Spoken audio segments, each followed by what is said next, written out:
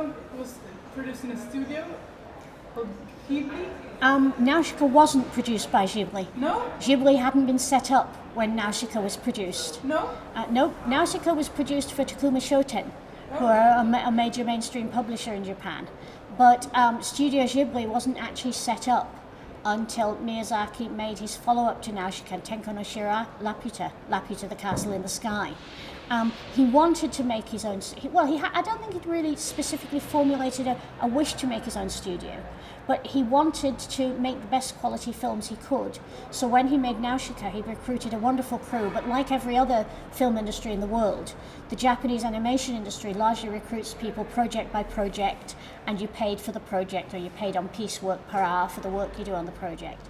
And obviously, when you're making a high quality film, that has a lot of pitfalls. You don't always know if you can get exactly the people you want. Maybe they've signed to another project. You don't always know if the people you want are still working in the medium. Maybe they've gone totally out altogether because they couldn't make enough money to live on. You don't know if the people you want will have all the time you want them for your project, if you need them to come back and do extra work or pickups.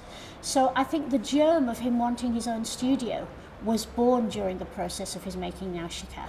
And he was lucky enough to work with a remarkable guy called Toshio Suzuki, who is a major figure at Studio Ghibli, the CEO at Studio Ghibli, who became his producer and his lifelong friend.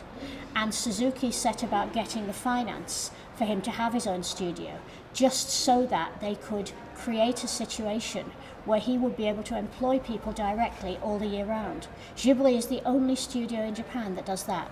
All the staff at Ghibli are employed permanently at Ghibli.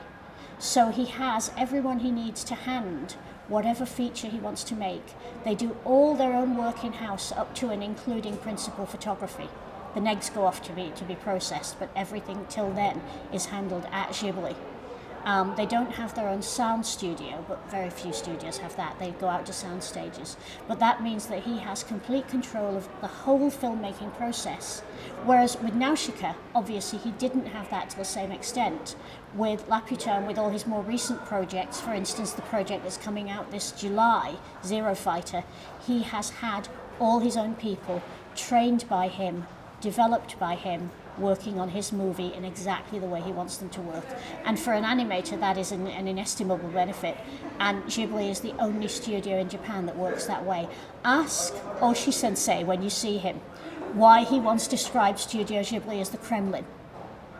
He did a famous interview where he said Ghibli was the Kremlin. And he assigned Miyazaki and his partner Takahata and Toshio Suzuki roles in the Soviet hierarchy. And he was very funny on that. He gave an interview where he talked about it. And it's a very interesting analogy if you think about it. You will. Thank you. Well, Magnus is so lucky to be going to interview him.